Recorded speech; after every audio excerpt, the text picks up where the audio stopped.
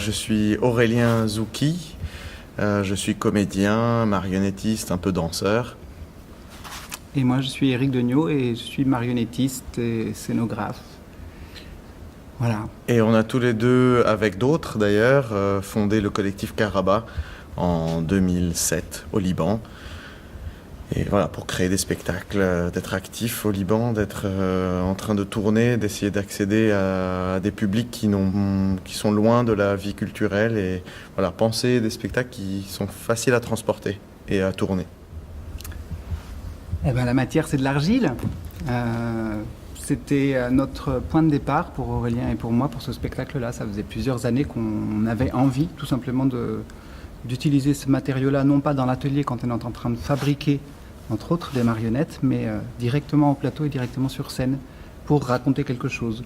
Ça, c'était notre point de départ. Et puis, en parallèle de ça, l'envie de voyager ou de nous inspirer des fables, pas forcément pour les raconter telles quelles, mais pour découvrir en cherchant que ce qu'on peut aujourd'hui connaître des fables qui existent en Occident a traversé un certain nombre d'époques et de territoires avant d'arriver jusque chez nous, depuis l'Inde en traversant la Perse, le monde arabe bien évidemment, et toute la période grecque antique aussi.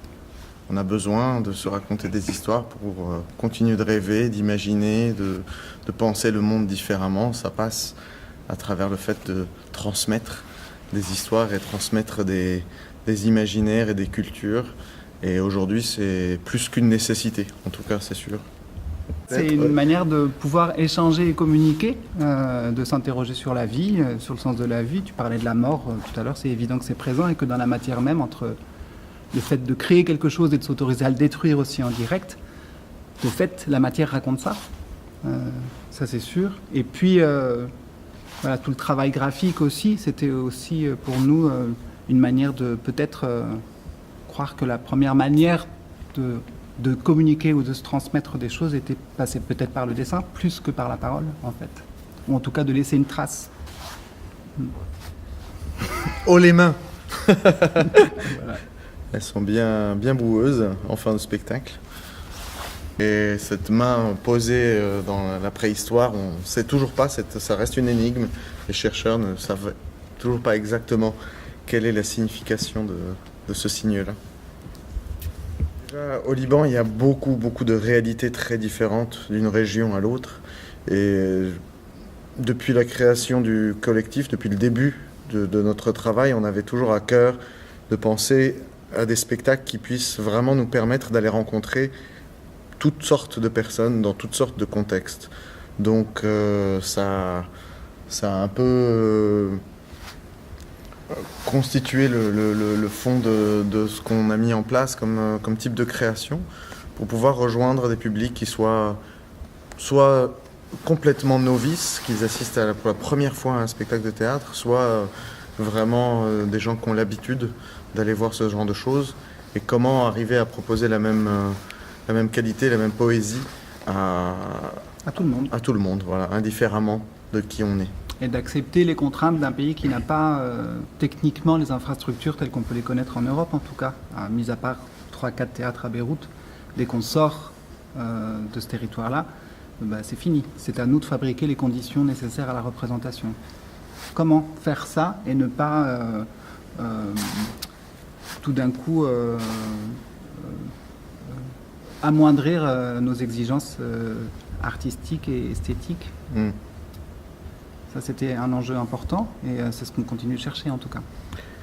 Et le fait est qu'on a très à cœur aussi à ce que les spectacles puissent rejoindre différentes générations, qu'ils ne soient pas uniquement adressés à un jeune public, mais qu'ils puissent interpeller autant des adultes que des enfants, que ce soit une expérience vraiment à vivre en famille et que une expérience culturelle, artistique fasse vraiment partie d'une vie familiale et que les gens reprennent goût et reprennent l'habitude de vivre ce genre de moments ensemble. Parce que les spectateurs, on espère qu'ils seront très nombreux à venir et au fur et à mesure de la tournée à venir. Ici, le cadre, c'est une espèce de structure métallique très légère, on voit un tout petit peu. Il y a une table Je vais vous laisser nous présenter un peu peut-être la structure, le décor.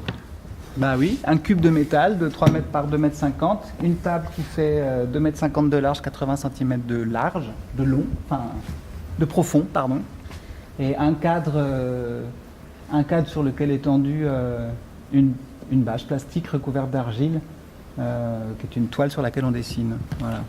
Et puis 9 mouettes, 5 lapins, 2 éléphants, 15 moutons, une tortue, 5 grenouilles, un âne, 2 bœufs. 5 lapins aussi. Voilà, enfin bref, tout un bestiaire, et tout a été pensé de manière à tenir dans une voiture et de pouvoir facilement voyager là où on en a besoin ou là où on est invité. Oui, parce qu'on voit sur scène, de chaque côté de la scène, on le voit assez mal peut-être, mais il y a les bagages qui sont prêts. C'est ça, c'est les contenants. Vous venez d'arriver et vous êtes déjà prêt à repartir. C'est les contenants de tous nos objets qui servent aussi d'endroit pour les placer et pour faire le spectacle. Au début du spectacle, il y a la terre glaise, l'argile qui est présent, elle se forme au fur et à mesure. Arrivent des éléments qui peuvent être des immeubles, en tous les cas des maisons. Et les immeubles et les maisons se transforment en murs qui séparent l'espace en deux, avec l'âne qui est d'un côté.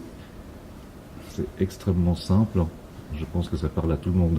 Eh ben, visiblement, ça vous parle.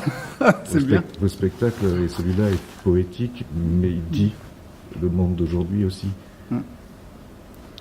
C'est en tout cas le langage que nous on cherche à construire de spectacle en spectacle, pour ce spectacle-là bien sûr, mais pour les autres, celui qui vient d'être créé aussi l'été dernier, c'est de ne pas être frontal, en tout cas dans ce qu'on a envie de dire ou de transmettre ou d'échanger, mais de trouver une forme et un langage qui soit poétique, qui fait que les gens rentrent, à mon avis, dans une salle de spectacle, non pas pour recevoir la même chose qu'aux informations, mais pour avoir le temps d'échanger, de recevoir et de continuer à penser en sortant de scène aussi, ou d'être touché. Pour nous, c'est évident que le langage poétique est certainement l'un des meilleurs moyens de permettre aux gens de faire grandir une vie intérieure, une pensée. Et une conscience du monde dans lequel on est.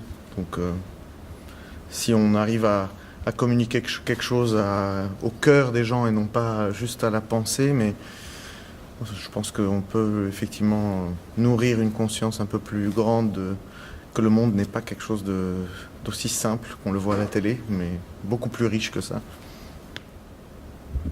Vous le réussissez très bien. Merci beaucoup. Merci. Merci à vous.